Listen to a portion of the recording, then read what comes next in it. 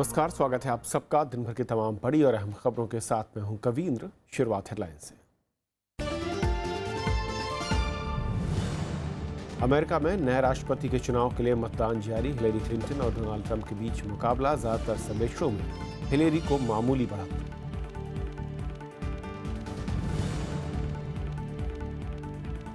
मसूद अजहर पर पाबंदी में देरी से भारत नाराज। सुरक्षा परिषद में अंतहीन चर्चा पर जताया अफसोस। दिल्ली वापस बुलाए गए इस्लामाबाद से 3 राजनयिक।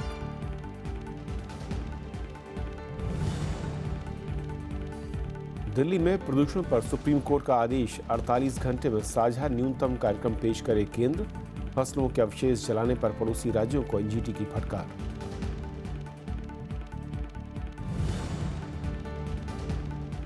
सुप्रीम कोर्ट से बीसीसीआई को राहत। भारत इंग्लैंड राजकोट टेस्ट से खतरा टला। मैच के खर्चों के लिए करीब 59 लाख के फंड को मंजूरी।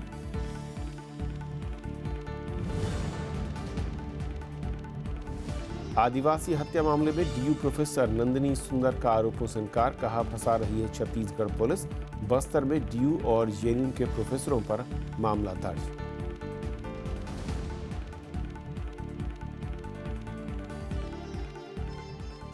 देखते हैं पहली खबर।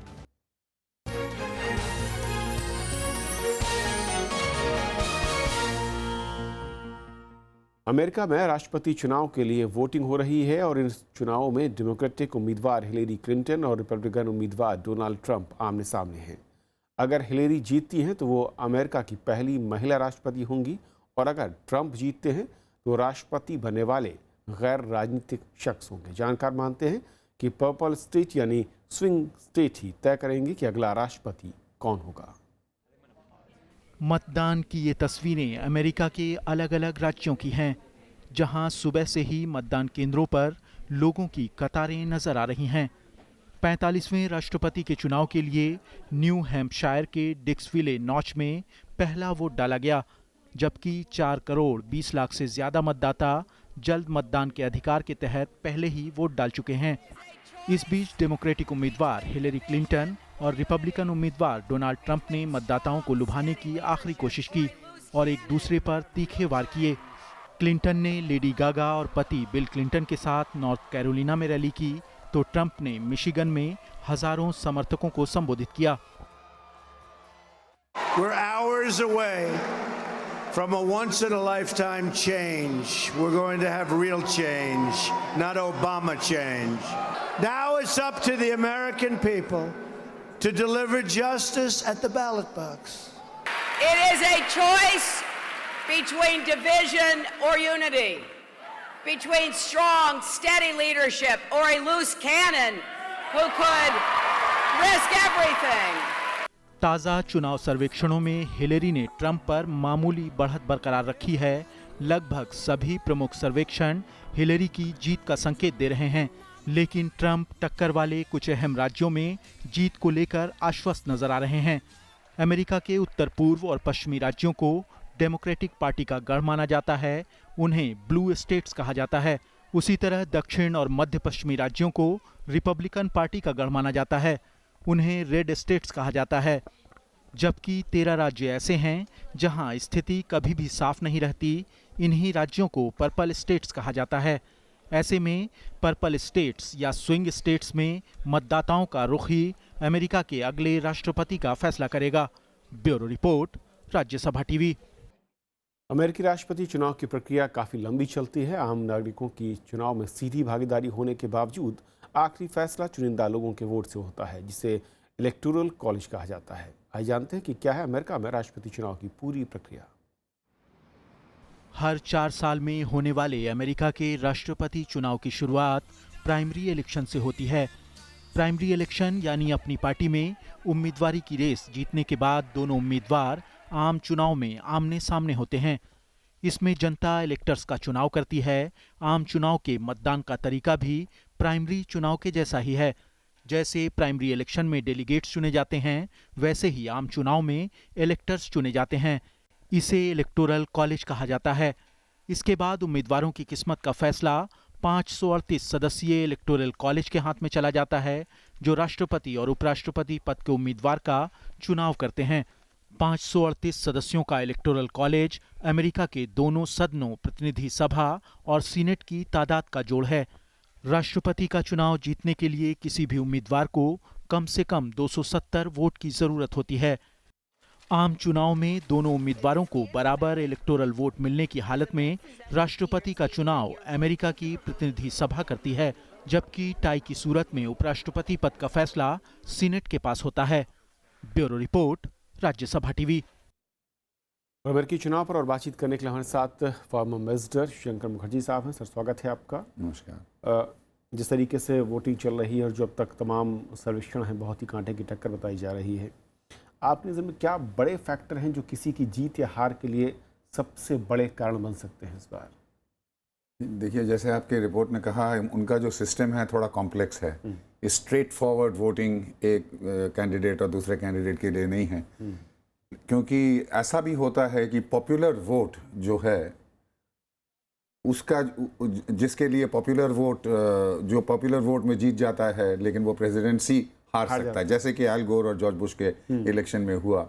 एल गोर को जॉर्ज बुश से ज़्यादा पॉपुलर वोट मिले, लेकिन जो इलेक्टोरल कॉलेज का जो सिस्टम बताया आपके रिपोर्टर ने, उसके तहत जिस स्टेट में पॉपुलर वोट किसी को जिताता है तो उस स्टेट के जितने इलेक्टोरल वोट्स हैं वो जीतने वाले को जाते हैं। तो the winner takes it all. तो इस वजह से जॉर्ज बुश को विक्ट्री मिला इलेक्टोरल कॉलेज वोट्स की वजह से, जबकि उन्होंने पॉपुलर वोट हार गए थे। उसके बाद अपील हुआ सुप्रीम कोर्ट में, और सुप्रीम कोर्ट में भी नतीजा आया जॉर्ज बुश के फेवर में 5-4, यानी कि ऑलमोस्ट डेड हीट। तो ये हो सकता है। मैं इस समय मेरे ख्याल से जो पोल्स आ रहे हैं, और पोल्स भी मतलब सारी दुनिया में कितने बार गलत हुए हैं, लेकिन पोल्स के हिसाब से वहाँ तो पोल्स का बड़ा सोफिस्टिकेटेड सिस्टम है। पोल्स होते हैं और फिर पोल्स ऑफ पोल्स भी होते हैं। उसमें हिलरी क्लिंटन को तकरीबन आज के जो पोल्स हैं वो 4 पॉइंट आगे बताते हैं। और मैंने देखा टेलीविज़न प्रोग्राम में सभी का कहना है कि ये 4 पॉइंट्स है, बहुत ही क्लोज फाइट है। इतना क्लोज नहीं है 4 पॉइंट, क्योंकि इलेक्टोरल कॉलेज, ये जो पॉपुलर वोट ट्रांसलेट होता है इलेक्टोरल कॉलेज वोट में, और पूरे स्टेट के इलेक्टोरल वोट्स, हर स्टेट में नहीं लेकिन तकरीबन हर स्टेट में जाते हैं विनर को। इसके वजह से अगर आप ट्रांसलेट करिए 4 पॉइंट लीड को, तो तकरीबन 70-30 बन जाता है। सो एट द मोमेंट थोड़ा सा हेल्थी लीड है हिलरी क्लिंटन को। नतीजा क्या होगा वो तो मैं एक ही फ्रेज में कह सकता हूँ कि it isn't over till it's over. Right. और जो स्विंग स्टेट हैं, जिस तरीके से ये बहस शुरू हुई थी और चुनाव का प्रचार शुरू हुआ था, कहा ही जा रहा था कि धीरे धीरे वहाँ पर कुछ फिजा बदली, लोगों का मूड या फिर वो जो मुद्दे थे या जो बहस थी उससे बदलने में काफ़ी कामयाब रहे। क्या वाकई वहाँ पर इस तरह के कोई हो सकता है? क्योंकि हुआ है पहले इलेक्शंस में कभी कभी हुआ है। अब ये स्विंग स्टेट्स जो हैं, ओहायो, यहाँ पर जहाँ अब लास्ट डे में ये घूम रहे हैं दोनों candidate, Pennsylvania, Ohio, Michigan, Nevada, ये जो 9, 10, 11 स्विंग स्टेट्स हैं, इनका काफ़ी प्रभाव पड़ता है, क्योंकि ये गढ़ नहीं है किसी एक पार्टी के। तो यहाँ पर उनका, जैसे कि अब अमेरिकन एनालिस्ट को सुनिए तो नॉर्थ कैरोलिना जो है वो हिलरी क्लिंटन के लिए बहुत इंपॉर्टेंट है, क्योंकि अगर वो नॉर्थ कैरोलिना जीत जाए तो 270 के बिल्कुल पास पहुँच जाती है। तो इस तरह से स्टेट बाय स्टेट एनालिसिस बहुत चल रहे हैं। एनालिसिस की तो खैर कोई कमी नहीं है। 2 चीज़ें हैं। नंबर 1, इस तरह का एक प्रेसिडेंशियल कैंपेन जो है अमेरिका में शायद ही पिछले डेकेड्स में कुछ हुआ हो। इतना डिविजिव, इतना विशस, इतना मतलब बिल्कुल ऑलमोस्ट गटर लेवल तक जो जिसे कह सकते हैं ये, और इसका दोष लगाते हैं सब डोनाल्ड ट्रंप पे। लेकिन मेरा ये कहना है कि डोनाल्ड ट्रंप का जो कैंडिडेसी है ये we can not discount it. अब 16-17 कैंडिडेट्स को डिफीट करके जिसने रिपब्लिकन नॉमिनेशन इतने ऑपोजिशन के बाद छीन लिया, वो एक सॉलिड कंटेंडर है।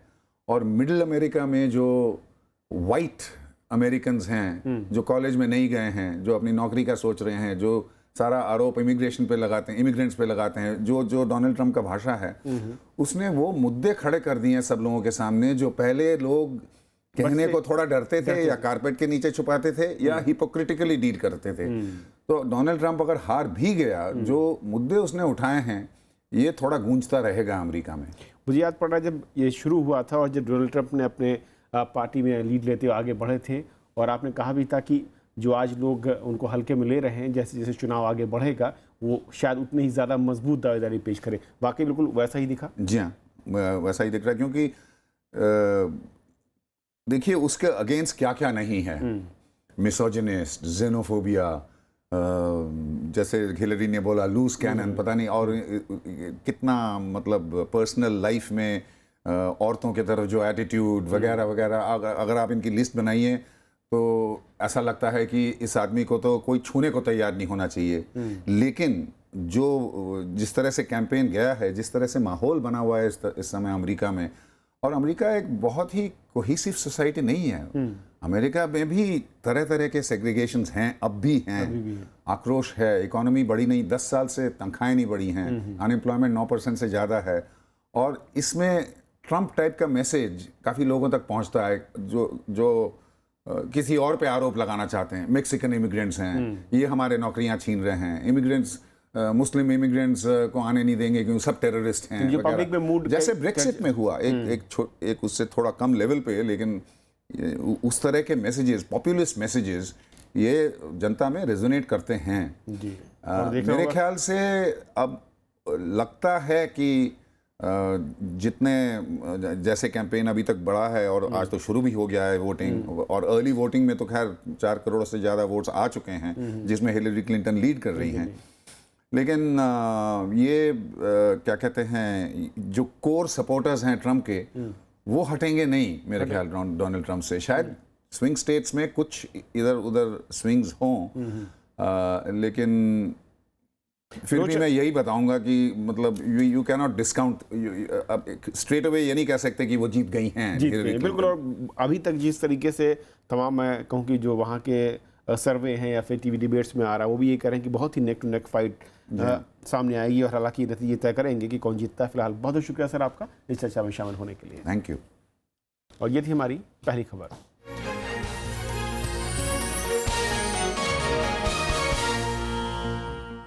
अमेरिका के राष्ट्रपति चुनाव पर दुनिया भर के बाजार की नजरें भी हैं, भारत पर भी इसका असर दिख रहा है। हालांकि दोनों उम्मीदवारों के बीच कांटे की टक्कर के चलते बाजारों में असमंजस की स्थिति सामने बनी हुई है। अमेरिका में राष्ट्रपति चुनाव का असर भारत के बाजार पर भी देखा जा रहा है।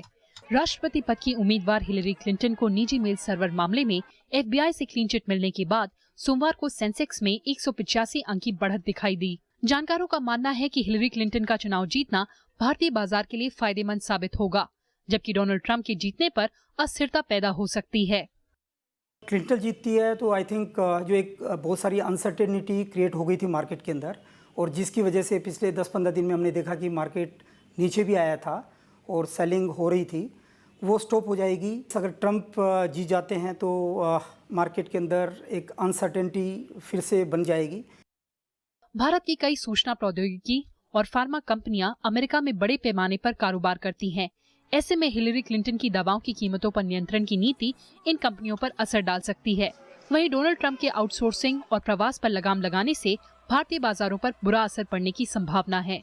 दोनों ही कैंडिडेट काफ़ी स्ट्रॉन्ग हैं स्पेंडिंग को लेके और यूएस इकोनॉमी को लेके, बट ट्रंप का ऐसा मानना है कि जो अमेरिका में जॉब से रिलेटेड प्रॉब्लम आ रही है उस पर उसकी जो बोलना है वो काफ़ी रिस्ट्रिक्टिव ट्रेड के बारे में थोड़ा सा दर्शाता है और ग्लोबल ट्रेड प्रैक्टिसेस के जो कि अगेंस्ट है। मुझे ऐसा लगता है कि जो फार्मा कंपनियां वहाँ पर अपनी दवाइयाँ बेच रही हैं, खासकर जेनरिक्स में, उनकी प्राइसिंग के ऊपर कुछ कड़े मेजर्स आ सकते हैं। हालांकि बाजारों का कहना है कि भारतीय बाजार पर अमेरिकी चुनाव का असर थोड़े वक्त के लिए ही पड़ेगा, जबकि अर्थव्यवस्था के बड़े कारक ही बाजार की दिशा तय करेंगे। कृति मिश्रा, राज्यसभा टीवी। फिलहाल एक ब्रेक, और ब्रेक के उस पार कुछ और खबरें।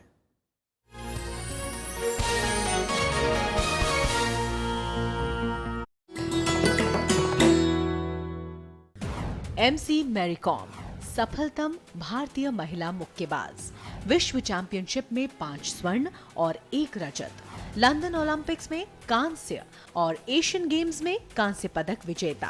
5 फीट 2 इंच लंबी मैरी को किया जाता है दुनिया की सफलतम महिला मुक्केबाजों में शुमार।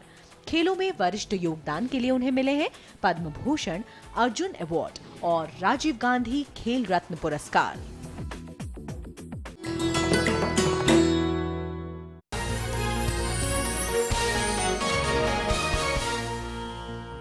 सुप्रीम कोर्ट ने दिल्ली में प्रदूषण के स्तर पर चिंता जाहिर की है और केंद्र सरकार से सभी पक्षों से बात कर 48 घंटे में साझा न्यूनतम कार्यक्रम लाने को कहा है। साथ ही स्मॉग अलर्ट सिस्टम भी बनाने को कहा। उधर एनजीटी ने दिल्ली में स्टोन क्रशिंग और ईंट भट्टे पर 1 हफ्ते की रोक लगा दी है।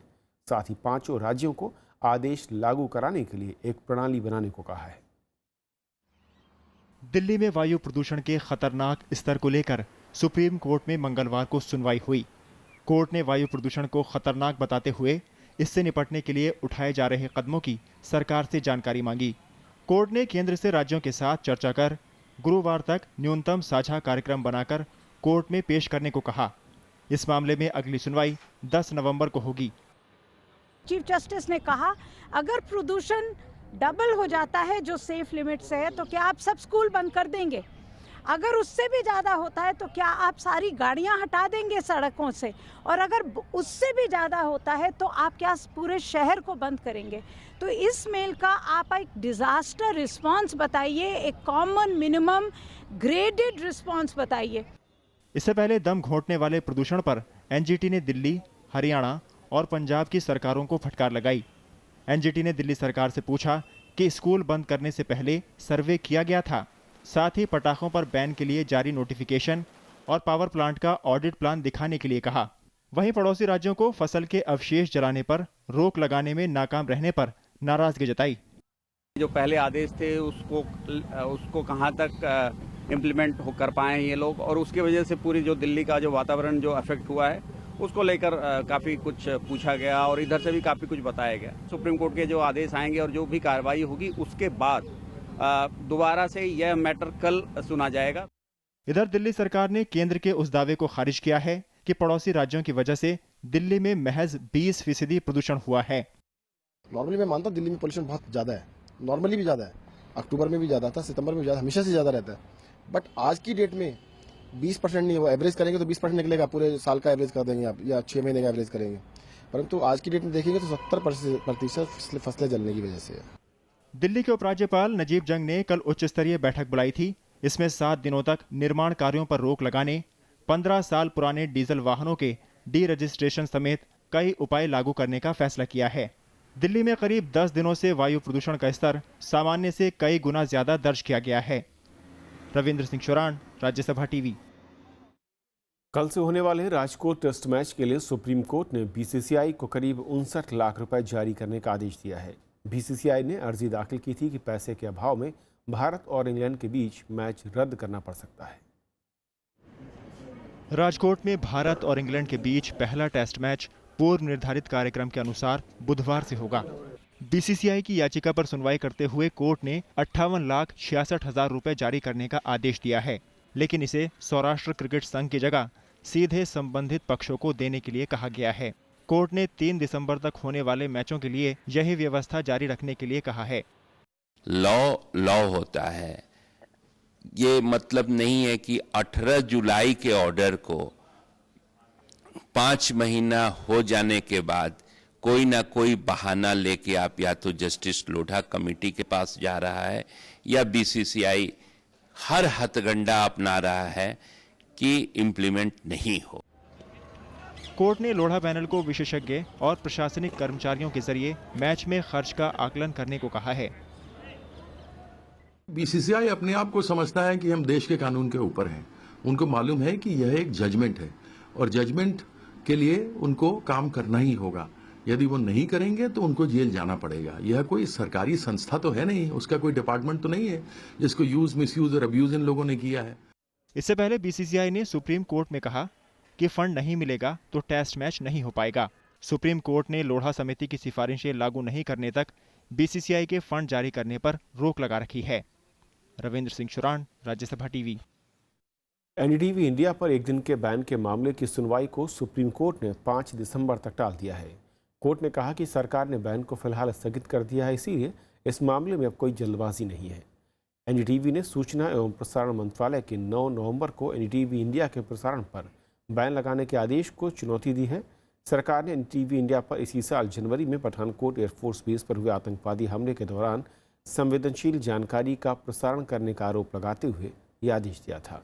उधर बॉम्बे हाईकोर्ट ने केयर वर्ल्ड टीवी पर 1 हफ्ते बैन लगाने के सरकार के फैसले पर 20 नवंबर तक अंतरिम रोक लगा दी है। सीमा पार से गोलीबारी का सिलसिला थम नहीं रहा। पाकिस्तान ने आज राजौरी जिले के नौशेरा सेक्टर में गोलीबारी की, जिसमें एक सैनिक शहीद हो गया। जवाबी कार्रवाई में सेना ने 3 पाकिस्तानी चौकियों को तबाह कर दिया है। इस बीच प्रधानमंत्री नरेंद्र मोदी ने सुरक्षा हालात की समीक्षा के लिए उच्च स्तरीय बैठक की, जिसमें सेना और वायुसेना प्रमुख के अलावा राष्ट्रीय सुरक्षा सलाहकार अजीत डोभाल भी शामिल हुए। मंगलवार को नौशेरा सेक्टर में पाकिस्तानी सैनिकों ने भारतीय चौकियों को निशाना बनाते हुए गोलीबारी की। इसका भारतीय सुरक्षा बलों ने माकूल जवाब दिया। 29 सितंबर के बाद से पाकिस्तान ने 100 से ज्यादा बार सीज फायर का उल्लंघन किया है। इसके बावजूद वो भारत पर गोलीबारी का आरोप लगा रहा है। इस्लामाबाद में 2 हफ्ते के भीतर पाकिस्तान ने 5वीं बार भारतीय उच्चायोग से शिकायत की है। पाकिस्तानी विदेश मंत्रालय ने भारत के उप उच्चायुक्त JP सिंह को तलब कर विरोध जताया है। देश की स्वायत्तता के लिए, हमारे देश के सार्वभौमता के लिए जो भी थ्रेट होगा उसको डिफेंड करने के लिए हम सशक्त है, तैयार हैं। At the same time we would like to have the peace with our neighbours. Congress ने सीमा पर तनाव को कम करने के लिए केंद्र से ठोस कदम उठाने की मांग की है। 3-4 दिन पहले मैं बॉर्डर का दौरा करके आया और देखा कि बहुत लोग हताश हैं कि जो बॉर्डर पे जो तनाव है उसकी वजह से लोगों को बहुत नुकसान पहुंच रहा। इस बीच भारत ने 3 राजनयिकों को पाकिस्तान उच्चायोग से वापस बुला लिया है। ये 3 लोग उन 8 राजनयिकों में शामिल हैं जिनकी पहचान पाकिस्तान ने झूठे आरोप लगाते हुए जाहिर कर दी थी। बाकी 5 कुछ वक्त बाद भारत लौटेंगे। अलगाववादियों के बंद के बीच श्रीनगर समेत कश्मीर के प्रमुख शहरों में लोगों की आवाजाही और यातायात में इजाफा हुआ है। अलगाववादियों ने मंगलवार शाम 4 बजे से बंद में 15 घंटे की छूट दी है। इस दौरान दुकानें, पेट्रोल पंप और दूसरे व्यावसायिक प्रतिष्ठानों के खुलने की उम्मीद है।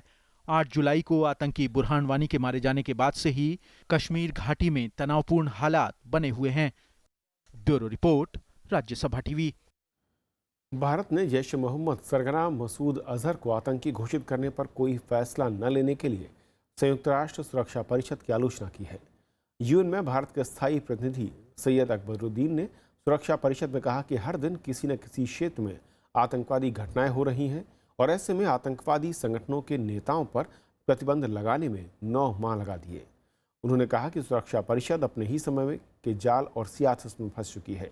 भारतीय राजनयिक ने संयुक्त राष्ट्र सुरक्षा परिषद में सुधार पर धीमी चाल से चलने वाली चर्चा के अंतहीन सिलसिले पर अफसोस जाहिर किया और इसमें तुरंत सुधार के लिए गतिरोध खत्म करने पर जोर दिया। चीन ने इस साल 2 बार मसूद अजहर को आतंकवादी ठहराने के भारत के कदम पर तकनीकी स्थगन लगा दिया था। छत्तीसगढ़ पुलिस ने दिल्ली विश्वविद्यालय की प्रोफेसर नंदिनी सुंदर और JNU की प्रोफेसर अर्चना प्रसाद समेत 6 लोगों पर हत्या का मुकदमा दर्ज किया है। बस्तर जिले के नामा गांव में श्यामनाथ बघेल की हत्या के मामले में परिजनों की शिकायत पर तोंगपाल थाने में FIR दर्ज की गई है। आरोप है कि माओवादियों ने उनकी हत्या इसलिए की क्योंकि नंदिनी और अन्य के खिलाफ शिकायत की थी। दरअसल कुछ महीने पहले DU और JNU के प्रोफेसर समेत कई लोगों ने दरभा ब्लॉक के गांवों का दौरा किया था। इन लोगों पर आरोप है कि इन्होंने ग्रामीणों को माओवादियों को साथ देने के लिए उकसाया था। नंदिनी सुंदर ने इस पूरे प्रकरण को पुलिस की साजिश बताया।